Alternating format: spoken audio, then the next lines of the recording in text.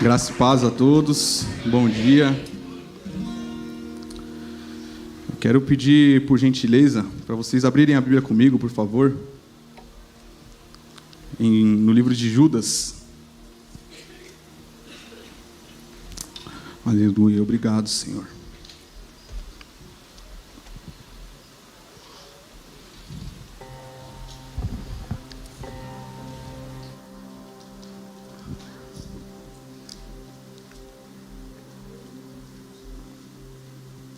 Quem gosta de ler Bíblia aí? Amém. Aleluia, a gente vai ler bastante hoje. Amém. Abram aí em Judas, por favor.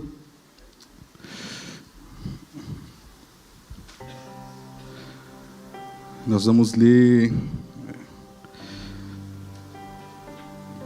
a partir do versículo 1 até o verso 23, amém?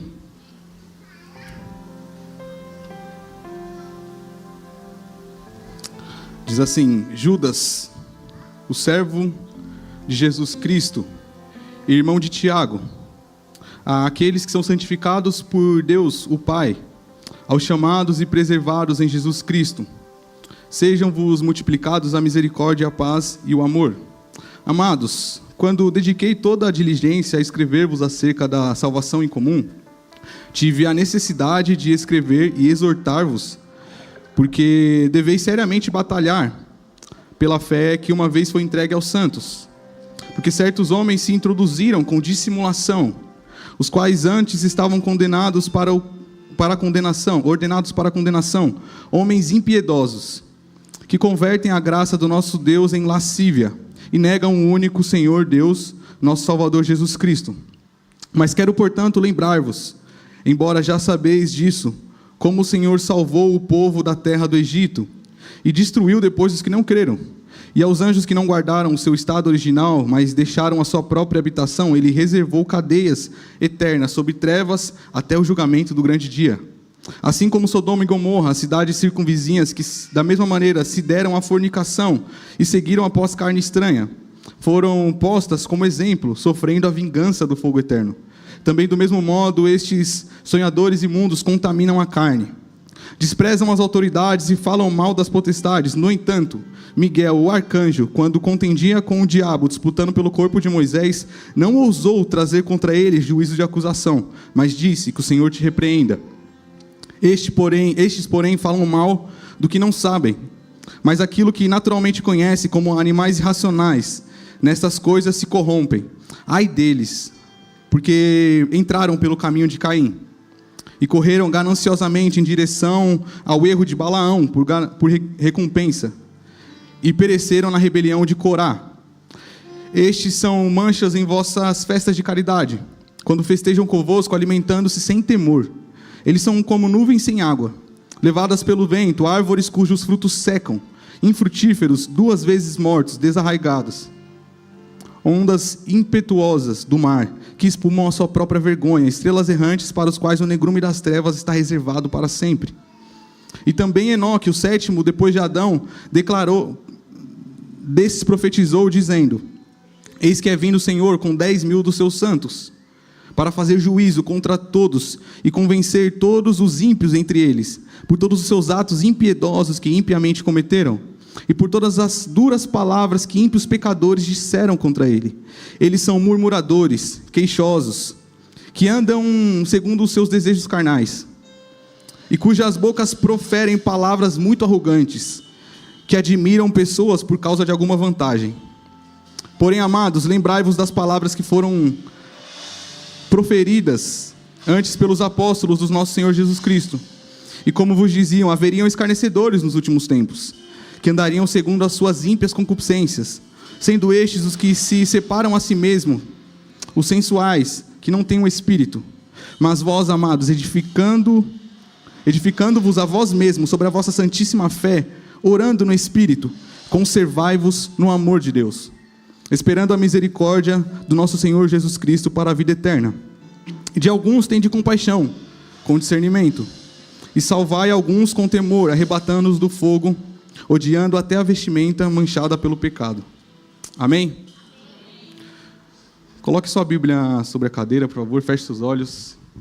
Vamos orar mais uma vez, amém? Senhor, nós queremos te agradecer, Pai, por essa manhã e te agradecer por essa palavra, Pai. E te pedimos que o teu Santo Espírito, Pai, conduza todas as coisas, Senhor. Em nome de Jesus, que o nosso coração esteja preparado, Senhor, para receber aquilo que o Senhor deseja nos ministrar, Pai.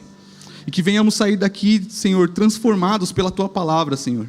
Que venhamos sair daqui, Pai, com atitudes, comportamentos, caráter, Pai, renovado, Senhor, em ti. De acordo com a tua palavra, que possamos viver, Pai, como filhos e não como intrusos dentro da casa, Senhor. Que o Senhor venha, Pai, colocar em nós o devido temor, Pai, a devida reverência e respeito, Pai, pela tua palavra e pela tua presença, pela tua glória, pelo teu reino, Senhor. Em nome de Jesus, Senhor, é o que nós pedimos, Pai, nessa manhã, que venhamos sair daqui transformados, Pai, renovados, Senhor, com uma nova mentalidade, Senhor, e novas atitudes, em nome de Jesus, amém. Pode se assentar, dando um aplauso ao Senhor, por favor.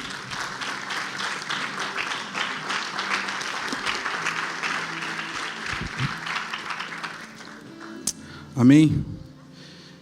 O Felipe já fez um favor aqui de ministrar muita coisa do que eu ia falar, já deu uma introdução, mas eu creio que esse é um alinhamento que o Senhor traz na sua palavra, amém? Nós lemos aqui quase a carta inteira aqui de Judas, e é uma carta um pouco pesada, não tem muitos relatos geograficamente, do contexto geográfico dessa carta, da onde ela foi escrita, para qual comunidade em específico Judas ele destinou essa carta. Um detalhe, esse Judas aqui não é o Judas Iscariotes, tá? Não é o Judas discípulo de Jesus. Ele fala aqui no começo que ele é servo de Jesus Cristo e irmão de Tiago. Então há estudos que vão dizer que esse Judas era o irmão de Tiago, o irmão de Jesus consequentemente. Então não é o Judas Tadeu e nem o Judas Iscariotes. E ele escreve essa carta sem ter muitos relatos ali da onde ele está quando ele escreve, para onde ele manda essa carta. Mas há estudos que vão apontar que essa carta foi escrita ali em meados do ano 60 depois de Cristo. Então uma carta que ela foi escrita no primeiro século. E o impressionante é que, mesmo havendo esse abismo temporal entre a data que essa carta foi escrita e os dias que nós vivemos hoje, essa carta parece que é uma epístola, uma carta aos nossos dias. É uma carta extremamente atual, assim como toda a Bíblia, na verdade. Mas há algumas coisas que eu quero pontuar aqui nessa carta, que o Senhor me ministrou.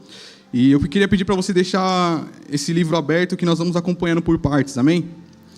Ele começa aqui na parte que nós lemos, a partir do verso 3, dizendo: Amados, quando dediquei a minha diligência a escrever-vos acerca da salvação comum, tive a necessidade de escrever-vos e exortar-vos, porque deveis seriamente batalhar pela fé que uma vez foi entregue aos santos, porque certos homens se introduziram com dissimulação. Então aqui Judas ele vai falar, e ele vai combater, ele vai exortar algumas pessoas que vivem dentro da casa como intrusos, porque vivem como cristãos, aparentam ser cristãos, mas as atitudes, os comportamentos, a maneira de pensar muitas vezes não é de um cristão. Então vivem dentro da casa como intrusos. Ele fala: certos homens se introduziram entre vocês com dissimulação, ou seja, com fingimento, com cinismo. E ele fala: homens impiedosos que convertem a graça do nosso Deus em lascívia. E aqui é o primeiro ponto que eu quero tratar nessa manhã, a respeito da graça do Senhor. Porque hoje em dia nós sabemos, e não é novidade para nós, que há pessoas que vivem pecando de forma voluntária, utilizando a graça como desculpa. Porque eles vão dizer que, já que a salvação não é por obras, então vamos viver de qualquer forma, porque a graça vai cobrir tudo. E eu quero utilizar alguns textos aqui para explicar um pouco a respeito da graça. Apóstolo Paulo ele vai falar que nós, lá em Filipenses 2, que nós devemos desenvolver, ou algumas traduções vai estar operar a nossa salvação com temor e tremor do Senhor.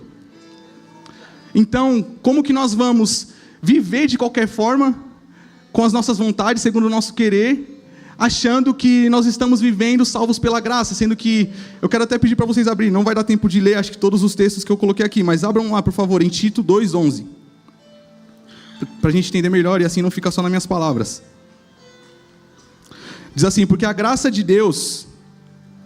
salvadora de Deus se há manifestado a todos os homens, ensinando-nos que, renunciando à impiedade e às concupiscências mundanas, vivamos nesse presente século, sobriamente, justamente e piedosamente, aguardando a bem-aventurada esperança e aparecimento da glória do grande Deus, nosso Senhor e Salvador Jesus Cristo. Então o que o apóstolo Paulo está falando para Tito é que a graça ela se manifesta a todos os homens, mas ela não se manifesta ou ela não tem a sua efetividade apenas na hora da nossa salvação. Ela se manifesta ensinando-nos a renunciar à impiedade, ensinando-nos a viver de forma justa, de forma sóbria e de forma piedosa nesse mundo.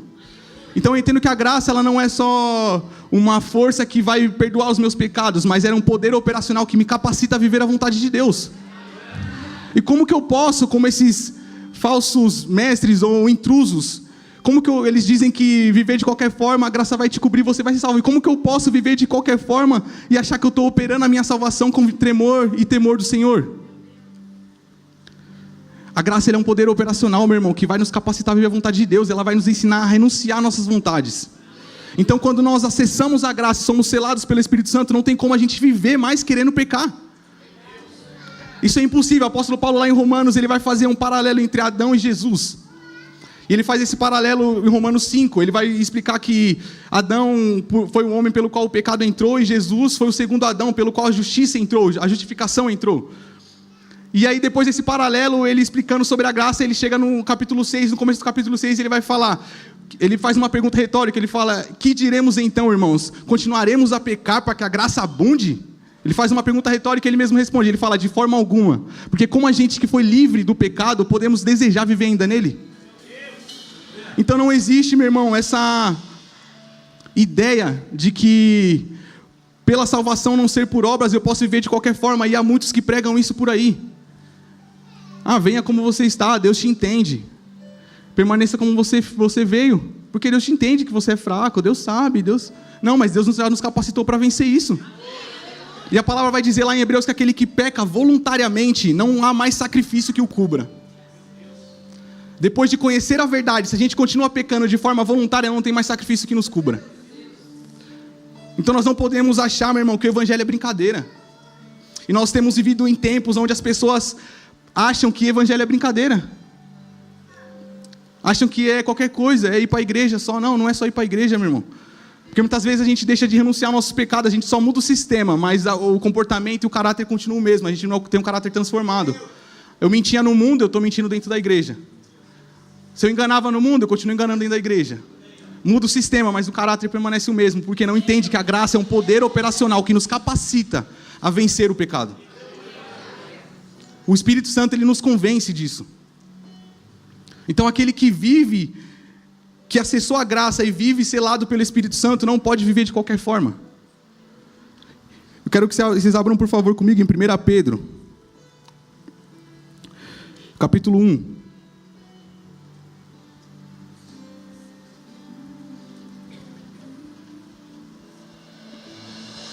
Versículo 14, por favor. Pedro vai dizer, como filhos obedientes, não vos conformando com as concupiscências que antes haviam em vossa ignorância, mas como é santo aquele que vos chamou, sede vós também santos em toda a vossa maneira de viver. Porque está escrito, sede santos porque eu sou santo. E se vocês invocam por Pai aquele que sem acepção de pessoas julga segundo a obra de cada um, andai em temor durante o tempo da vossa peregrinação, sabendo que não foi com coisas corruptíveis como prata ou ouro que vocês foram resgatados da vossa vã maneira de viver, que vocês herdaram por tradição dos seus pais, mas com o precioso sangue de Cristo, como um cordeiro imaculado e incontaminado. Esse foi o preço da nossa salvação. Não foi prata e nem ouro. Para a gente, prata e ouro é algo precioso, meu irmão, mas o que Pedro está dizendo é que nem prata e nem ouro vai se comparar com o sangue de Cristo, que foi o preço pago pela nossa salvação. Hebreus vai falar que aquele que, conhecendo a verdade, peca, expõe novamente Cristo ao vitupério, à vergonha. Então, conhecendo a verdade, se a gente continuar pecando voluntariamente, a gente está expondo Cristo à vergonha.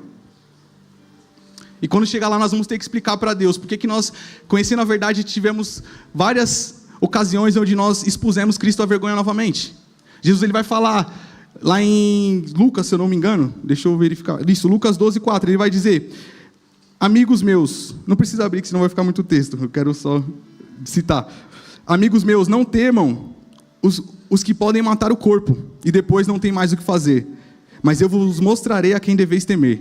Temam aquele que depois de matar tem poder para lançar no fogo do inferno. Sim, vos digo, a esse temei. E o temor aqui não é um temor de medo, mas de respeito, reverência. Porque a nossa geração perdeu a reverência pelo Senhor. A gente vive de qualquer forma, cultua de qualquer forma, mente quando adora, mente quando canta a Deus, finge que ora, finge que lê a Bíblia. Vive de qualquer forma, meu irmão. Porque a graça cobre tudo. Então a gente relaxa. Faz de qualquer jeito para Deus, mas a palavra fala que quem faz a obra do Senhor de forma relaxada é maldito. Nós precisamos ter o devido temor ao Senhor. Reverência, eu falo de reverência, meu irmão, respeito.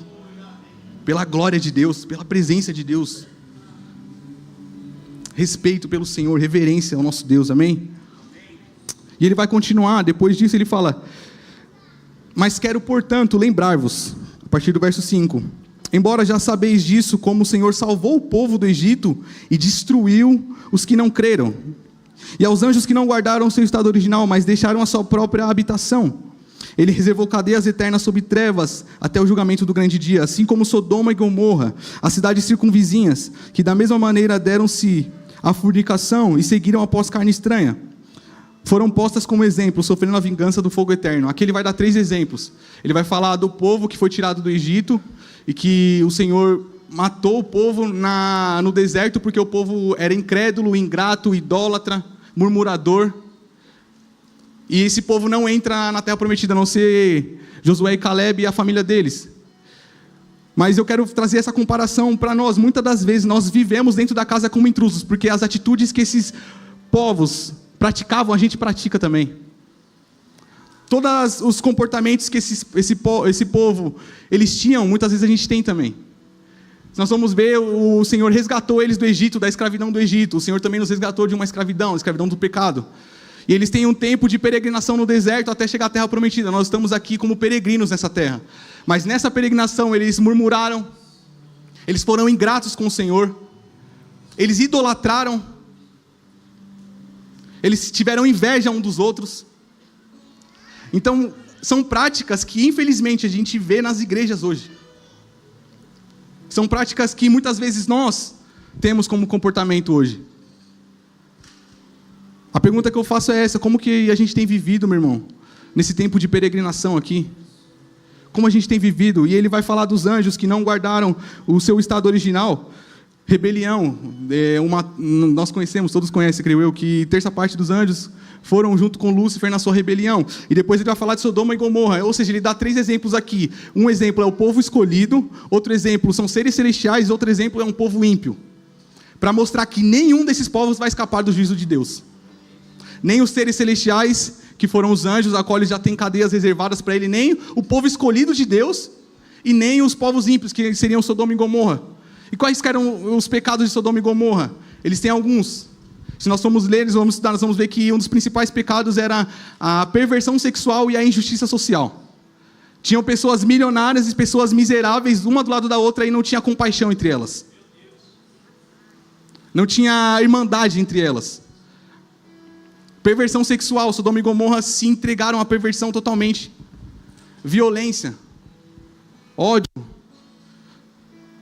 Então essas são práticas de pessoas que vivem na casa, mas vivem como intrusos. E a palavra deixa claro aqui, meu irmão, vocês estão lendo comigo, que não vai escapar do juízo de Deus. É necessário que a gente tenha temor, que a gente volte ao temor ao Senhor. Muitas vezes, quando a gente acaba de se converter, a gente tem temor. E a gente evita mentir, evita tudo.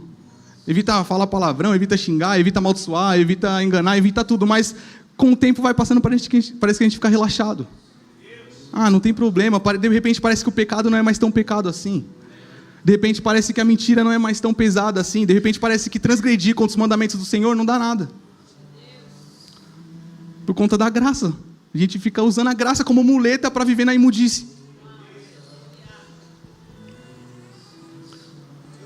E ele continua aqui. Também do mesmo modo, verso 8, esses sonhadores imundos contaminam a carne. Esses sonhadores imundos é até interessante, porque se vocês forem estudar, se a gente for estudar, a gente vai ver que muitas seitas e heresias surgem de sonhos. Islamismo, Testemunha de Jeová, Mórmon. Muitas seitas surgem de sonhos. Eu tive um sonho, Deus me falou. Então aqui ele fala, esses sonhadores imundos contaminam a carne, desprezam as autoridades e falam mal das potestades. Aqui esse falam mal é no sentido de blasfemar contra aquilo que não conhece. E aí ele vai dar um exemplo de uma batalha espiritual, onde ele fala, no entanto, Miguel, o arcanjo, quando contendia com o diabo disputando pelo corpo de Moisés, não ousou trazer contra ele juízo de acusação, mas disse, o Senhor te repreenda. Ou seja, o arcanjo Miguel, alta patente de espiritual, ele entendia que o poder não era dele, mas era do nome do Senhor. E há pessoas que acham que o poder é delas. Às vezes eu fico agoniado, meu irmão, quando eu vejo alguém... Ontem eu estava até com a Samara, a gente estava ouvindo a rádio, o cara ficou orando, acho que 5 minutos, expulsando tudo que é tipo de demônio e não falou o nome de Jesus uma vez. Ele acha que ele vai expulsar no nome dele? O poder está no nome do Senhor, e o próprio arcanjo Miguel entende isso, ele falou que o Senhor te repreenda. Estes, porém, falam mal do que não sabem, verso 10. Mas aquilo que naturalmente conhecem, como animais irracionais, nessas coisas se corrompem. Então se corrompem na autoridade, acha que tem o poder, acha que tem autoridade, acha que é ele que vai vencer o diabo, acha que é ele... Não, meu irmão, a autoridade está no Senhor, está no nome do Senhor, a gente não tem autoridade e poder nenhum se não for pelo nome dele. Verso 11. Ai deles, porque entraram pelo caminho de Caim, correram gananciosamente em direção ao erro de Balaão por recompensa, e pereceram na rebelião de Corá. Aqui está Coré, mas é por conta de uma transliteração do hebraico para o grego, mas é o mesmo homem. E eu quero entrar um pouco mais profundo nisso daqui, para a gente entender a história de cada um desses homens que foi citado. Caim, creio que é o mais conhecido aqui. Caim foi o primeiro homicida, filho de Adão e Eva, ele matou o seu irmão. E eu quero falar um pouco da motivação que levou Caim a matar o seu irmão. Porque eles vão entregar uma oferta ao Senhor. Caim entrega a oferta, Abel entrega a oferta. O Senhor se agrada da oferta de Abel, se agrada de Abel e da oferta dele. E não se agrada de Caim nem da oferta dele. Ou seja, ele viu o irmão dele entregar com excelência, não só a oferta naquele momento, mas a vida. O irmão dele entregava com excelência, mas ele não entregava com excelência. Então isso gerou inveja nele. O que Judas está falando aqui, meu irmão, é que esses que são intrusos vivem como Caim, como? Com inveja do irmão.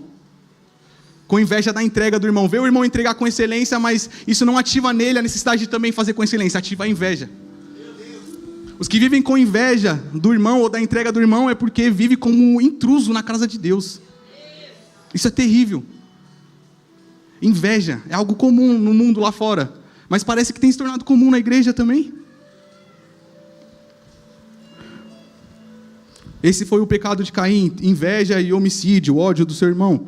E aqui ele fala, correram gananciosamente ao erro de Balaão. E a história de Balaão é um pouco mais complexa. Ele era um profeta.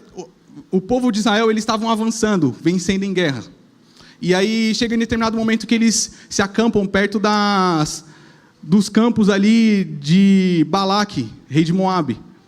E Balaque, ao ver eles chegando, se aproximando, ele fica com medo, porque ele vê que Israel está avançando e vencendo. E ele fala, como que eu vou subir contra esse povo e destruir eles?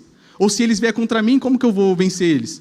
Então o que ele faz? Ele pega e fala para alguns dos homens dele, fala, pega homens honrados, pega uma recompensa e vai até Balaão.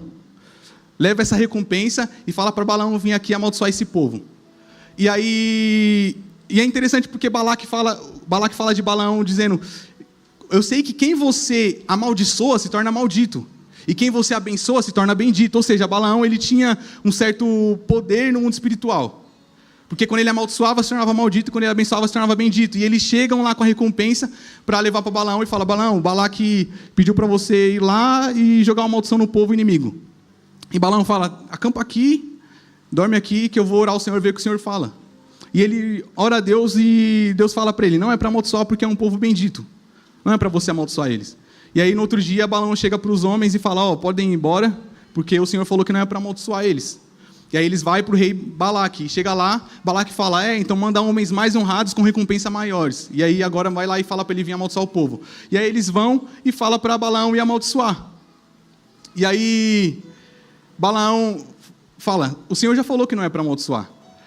Porém, durmam aqui essa noite que eu vou orar e ver o que o Senhor fala. Mas o Senhor já não tinha falado? Quantas vezes Deus tem que falar com a gente, irmão? Quantas vezes eu tenho que ficar falando comigo e com você? Quantas coisas o Senhor já falou, para de fazer e a gente não para? Quantas coisas o Senhor já falou, é para você fazer isso e a gente não faz? Balaão tinha que ir lá e orar de novo?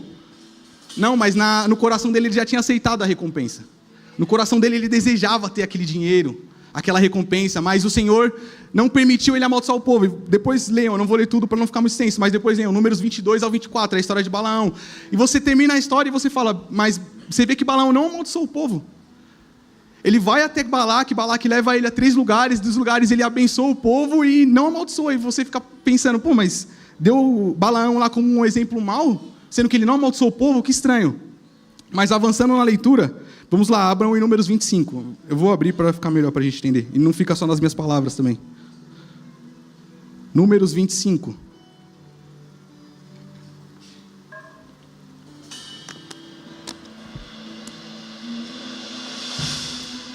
Números 25, verso 1.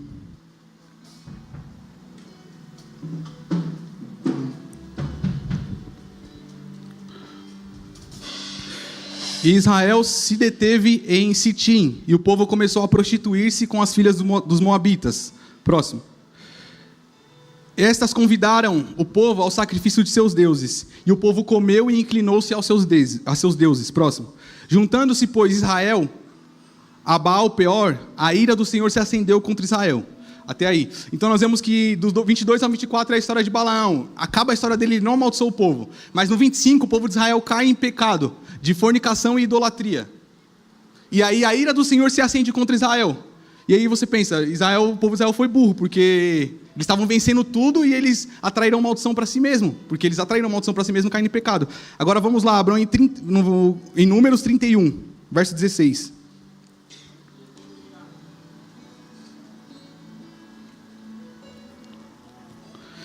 Vamos do 15. Não, vamos do 14. Para a gente ganhar contexto. Aqui aconteceram algumas coisas mais para frente. E aí aconteceu que o povo de Israel avançou contra o povo de Moab, venceu a guerra. E aí eles trazem alguns despojos até Moisés. E aí é aqui no verso que a gente vai ler, 31:14.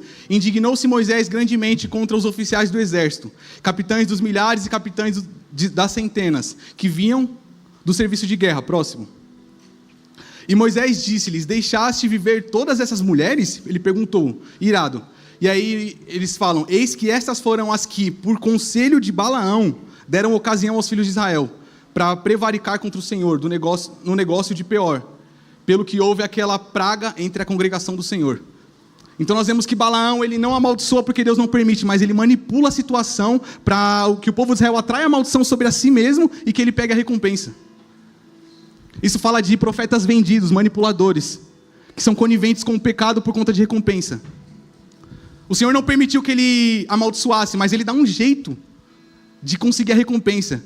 Então ele fala, fala para suas mulheres se insinuar para o povo de Israel que eles vão cair e vão atrair maldição sobre si mesmo.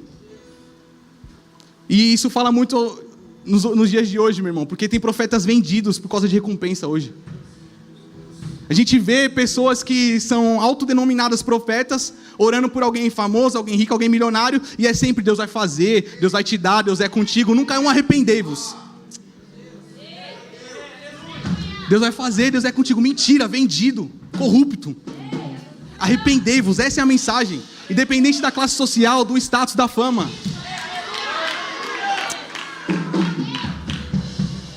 Mas tem profetas hoje que são como Balaão, que manipulam a situação por causa de recompensa, são coniventes com o pecado, mentirosos, enganadores. E ele continua, pereceram na rebelião de Corá, e contextualizando aqui, Corá, ele era um levita, a história dele vai estar em Números 16, eu não vou ler também para não ficar extenso, mas ele era um levita, que ele se junta com Datã e Abirão, reúne 250 líderes do povo de Israel para se levantar contra Moisés e contra Arão. E há alguns detalhes interessantes na história, porque eles se levantam e Moisés fala para ele, então vamos fazer o seguinte, vocês acendem incenso, o Arão vai acender incenso, e vocês ofertam ao Senhor. E quem o Senhor receber, é quem o Senhor escolheu. E aí o Senhor desce e fala para Moisés, fala para o povo se afastar, que eu vou destruir eles. E aí Moisés fala, Senhor, você vai destruir o povo inteiro por causa de um pecado de um. E aí o Senhor fala, então sai do arredor da tenda de Corá, Datã e Abirão, porque eu vou matar eles. E Corá, Datã e Abirão são engolidos pela terra, junto com a sua casa, sua família e seus utensílios. E os 250 que apoiaram eles, são consumidos pelo fogo do Senhor. Mas qual que é o contexto aqui? Quais são os detalhes? Primeiro, ele era levita. Corá, ele era dos coatitas. Os coatitas, eles eram responsáveis por cuidar dos utensílios sagrados do tabernáculo. Então Corá, ele era responsável, os coatitas eram responsáveis por carregar a arca da presença. Só que para ele não importa carregar a presença, meu irmão, ele quer o cargo. Porque ele queria o sumo sacerdócio de Arão. O sumo sacerdote só poderia ser a linhagem de Arão. Mas ele não queria carregar a presença, para ele não era o suficiente carregar a arca. Tanto é que Moisés chega para ele e fala, não é suficiente que o Senhor escolheu vocês para carregar e para ministrar perante ele. Mas para quem é como Corá, meu irmão, carregar a presença não é o bastante, ele quer o cargo. Ele quer a liderança, ele quer o poder, ele quer o status. Deus chamou ele para fazer uma coisa, ele está com inveja do que Deus chamou o irmão para fazer.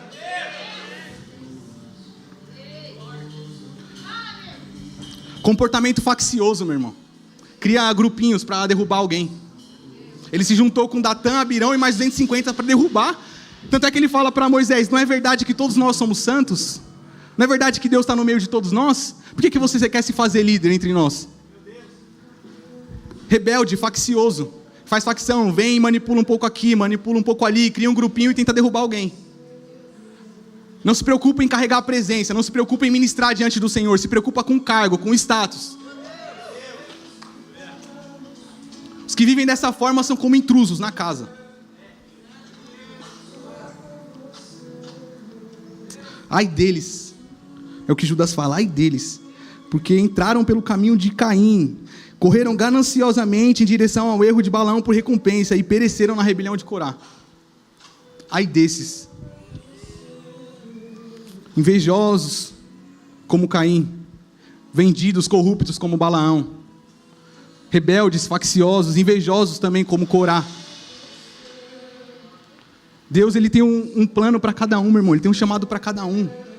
Cada um tem a sua identidade, tem o seu jeito de fluir, tem algo para viver no reino, mas a gente não pode ficar olhando o que o irmão está vivendo e querendo isso.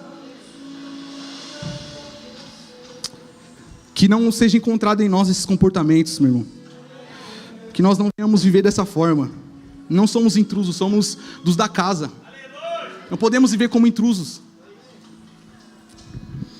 Ele continua, esses são manchas em vossas festas de caridade, quando festejam convosco, alimentando-se sem temor. Eles são como nuvem sem água. Isso aqui é quase um paradoxo, porque a nuvem ela é quase 100% feita de água. Então nuvem sem água é alguém que tem a aparência de que está cheio, mas não está. É uma nuvem sem água. A nuvem é feita de água, então ele tem aparência, parece que está cheio, parece que tem algo dentro, mas não está, não tem. Esses são os infiltrados. Levados pelos ventos. Árvores cujos frutos secam, infrutíferas. 2 vezes mortos, desarraigados.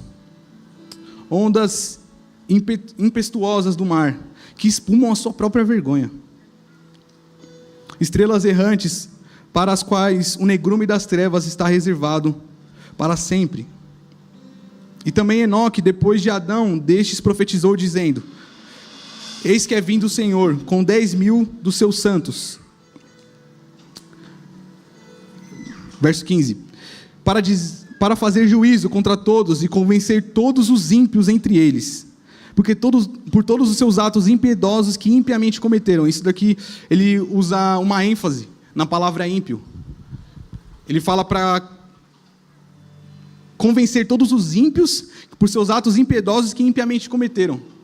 Ou seja, aqueles que vivem dentro da casa com dissimulação, com fingimento, infiltrados, não são apenas um ímpio normal como um povo que está fora, mas são 3 vezes ímpio. Ímpio, ímpio, ímpio. Ele dá ênfase nessa palavra. e por todas as duras palavras que ímpios pecadores disseram contra ele. E aqui ele começa a falar mais comportamentos. Eles são murmuradores ou queixosos. Murmuradores, reclama de tudo. Nada tá bom, tudo ele faria melhor, tudo ele sabe mais, tudo ele não concorda, tudo ele não acha que tem que ser assim. Murmurador, reclama de tudo. Reclama de tudo, se queixa de tudo, mas não mexe uma palha para fazer algo diferente. Não se posiciona para ser diferente. Ele sabe reclamar, sabe murmurar, sabe se queixar, sabe influenciar os outros a reclamar, mas não sabe se posicionar para fazer diferente. Murmuradores, queixosos, que andam segundo os seus desejos carnais, andam segundo a sua própria vontade, não renuncia a nada, não abre mão de nada, por ninguém, faz tudo o que convém, faz tudo segundo a sua própria vontade, não se sacrifica em nada, cujas bocas proferem palavras muito arrogantes, orgulhosos, soberbos, que acham que são melhores que alguém,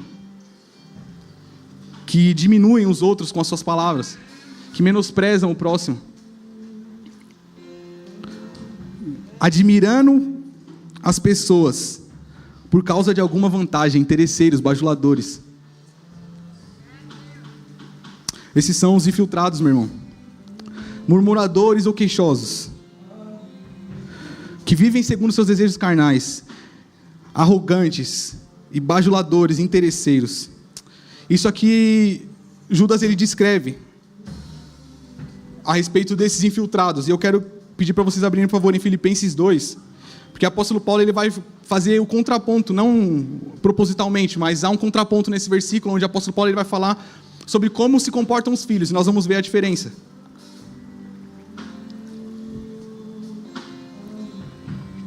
Filipenses 2:3 diz assim: nada façais por contenda ou por vanglória, mas por humildade. Cada um considere os outros superiores a si mesmo. Próximo. Não atente cada um para o que é propriamente seu, mas cada qual também para o que é dos outros. Próximo. De sorte que haja em vós o mesmo sentimento que houve também em Cristo Jesus. Generosidade. É o que o Felipe falou aqui. Generosidade. Eu quero ler em outra tradução que creio que fica até mais claro. Não sejam egoístas, nem tentem impressionar ninguém. Sejam humildes e considerem os outros superiores a si. Não procurem apenas os próprios interesses, mas preocupem-se também com os interesses alheios. Tenham a mesma atitude demonstrada por Cristo Jesus. Essas são as atitudes dos filhos, dos que são da casa e vivem como os da casa. Não faz nada por interesse, meu irmão. Não é interesseiro, não é bajulador. Não pensa só em si mesmo, não é egoísta, mas é generoso. Pensa no próximo, ajuda o próximo. Se compadece com o próximo. Se dispõe ao próximo. Essa é a unidade que o Senhor espera da sua igreja. E agora, fazendo uma análise sincera de tudo que nós lemos aqui, dos comportamentos e atitudes, será que nós podemos dizer que nós estamos totalmente fora desses comportamentos de infiltrados? Será que os nossos comportamentos não têm sido mais como os desses infiltrados do que como os da casa? Eu não quero aqui ser só um diagnosticador da geração, meu irmão, de falar que essa geração é ruim, essa geração é má, que essa geração cristã é fraca. Não é isso que eu estou querendo fazer aqui. Mas, assim como o Senhor me ministrou e me rasgou, meu irmão, com isso, eu quero que vocês também entendam e que a gente possa se posicionar como um antídoto se essa geração é fraca. Se a geração é fraca, que nós possamos ser fortes e fortalecer nossos irmãos. Se a geração é rasa, que nós sejamos profundos. Se a geração parece que é mais de infiltrados, que nós sejamos como os da casa e venhamos viver como os da casa. Não como intrusos.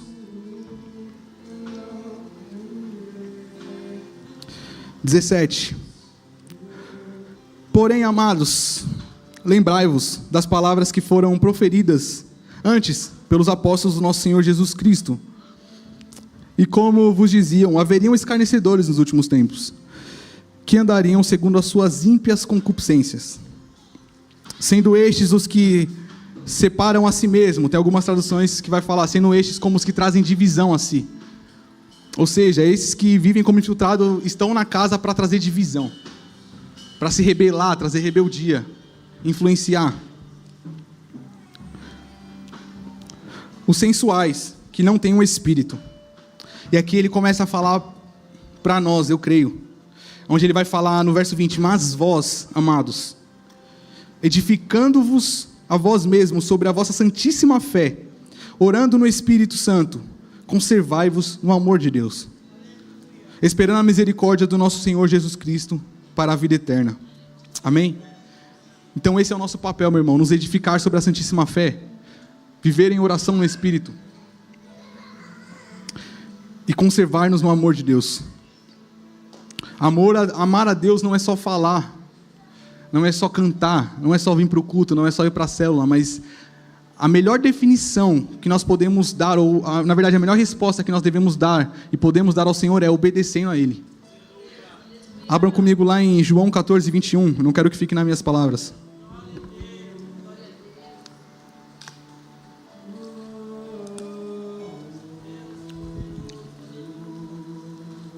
João 14, 21. Diz assim: aquele que tem os meus mandamentos e os guarda, este é o que me ama. E aquele que me ama será amado do meu Pai, e eu o amarei e me manifestarei a ele. Próximo. Disse-lhe Judas, não Iscariote: Senhor, de onde vem que te has de manifestar a nós e não ao mundo? Próximo. Jesus respondeu e disse-lhe: se alguém me ama, guardará a minha palavra, e meu Pai o amará. E viremos para ele e faremos nele morada. Amém? Essa é a melhor maneira de demonstrar o nosso amor a Deus, guardando a palavra dele, obedecendo aos mandamentos. E é a melhor maneira também de sermos amados por Deus. Eu creio que nós seremos, meu irmão, diferentes. Sinceramente, quando eu li isso daqui, eu vi que muitos desses comportamentos são encontrados na igreja geral hoje em dia. Esses são males de fato da nossa geração. É por isso que eu falo que essa carta de Judas é quase como uma carta aos nossos dias, porque muitas das coisas que nós lemos aqui e entendemos aqui, nós vemos que são práticas e comportamentos dos dias de hoje, mas eu creio numa geração diferente. Eu creio em filhos diferentes, eu creio em uma casa diferente, onde esses que vêm como infiltrados não permanecerão, e se ficarem vão ter que ser transformados. Se ficarem, vão ter que seguir o nosso exemplo. Como filhos mais velhos, nós vamos dar o melhor exemplo. Eu creio, meu irmão, que não haverá contenda, divisão, inveja. Não haverá lascívia, imoralidade. Não haverá soberba. Eu creio que não haverá isso. Eu creio, meu irmão, que seremos um corpo saudável. Um corpo saudável. Não haverá competição. E ele continua, e de alguns, tende compaixão, mas com discernimento. E salvai alguns com temor, arrebatando-os do fogo, odiando até a vestimenta manchada pela carne.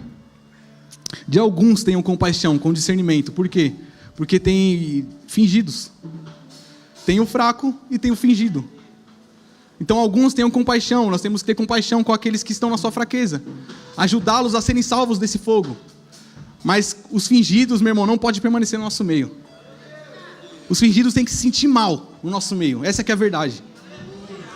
Ao ponto de ou ele ser constrangido pelo amor de Deus e ser transformado, ou ele ter que sair fora. Essa que é a verdade. Assim nós teremos um corpo saudável. De alguns tem de compaixão, com discernimento. É por isso que creio que o melhor dom, na minha opinião, que não é a verdade absoluta, mas que nós devemos buscar é o discernimento de espírito. Não é dom de maravilha, e tudo isso é bênção, meu irmão, e tudo isso vai servir para o seu propósito, mas nós precisamos ter discernimento. Discernir espiritualmente. Porque assim nós vamos saber como lidar com situações. E aqui ele termina abençoando. Ora, aquele que é poderoso para impedir-vos de cair, e para apresentar-vos sem defeito diante da presença de sua glória, com abundante alegria, ao único Deus sábio, nosso Salvador, seja a glória, a majestade, domínio, poder, agora e para sempre. Amém. Que o Senhor nos impeça de cair nesses erros. Assim como Ele diz, o único que é capaz de nos impedir de cair. Eu creio que nós acessamos a graça e fomos selados pelo Espírito, então a nossa maneira de viver tem que ser de acordo com a vontade do Senhor. A nossa maneira tem que ser como os da casa, meu irmão, não como os intrusos. Amém? Se coloque de pé, meu irmão, por favor. Aleluia!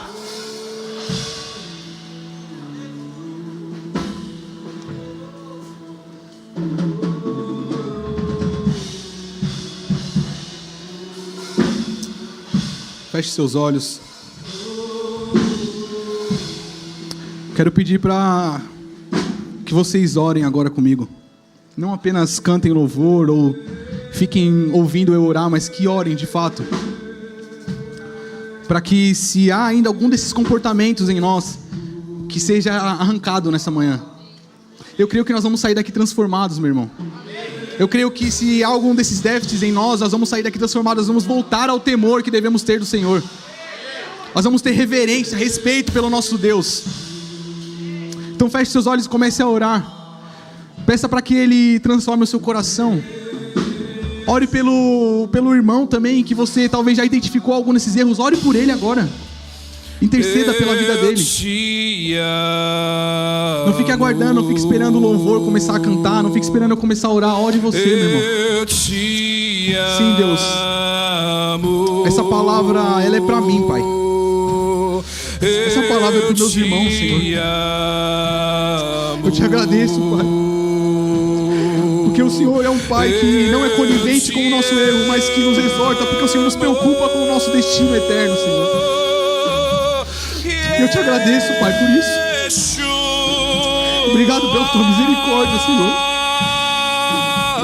Pelo teu amor, Pai. Pela tua paciência.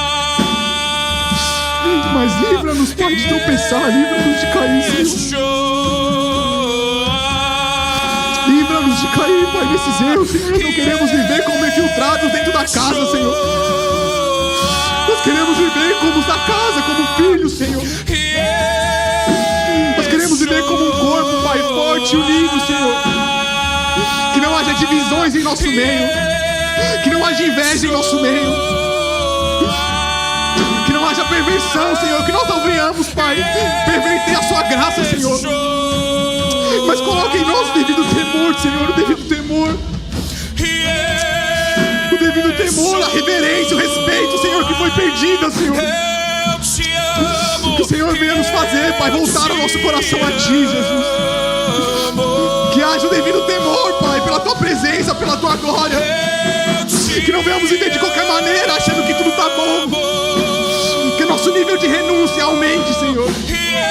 Que nosso nível, Pai, de sacrifício aumente, Senhor. É o que nós te pedimos, Senhor. Nós não queremos coisas, Pai. Não pedimos bênçãos, não pedimos vitórias, mas pedimos, Senhor, que o Senhor nos ajude a viver uma vida íntegra diante de Ti, Senhor. Que não haja idolatria em nosso meio, Senhor. Que não haja mentira, Pai. Que não haja a desigualdade social, mas que devemos nos compadecer, Senhor, com os nossos irmãos. É o que eu peço, Senhor. É o que eu peço, Pai. Em nome de Jesus. Eu creio em caráter transformado, Senhor. O Evangelho, ele transforma caráter, Pai. Transforma comportamentos, atitudes, transforma tudo, Senhor. Nós não queremos apenas mudar o sistema e continuar com os mesmos comportamentos, Senhor. Mas nós queremos ser transformados pela Tua palavra, Pai, que é poderosa para isso, Senhor. Pela Tua glória, Pai, que Seu amor, Senhor, nos constranja, Senhor.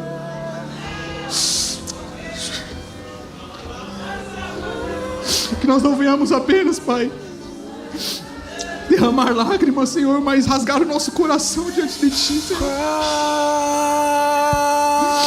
Essa manhã transforma as nossas vidas, Senhor.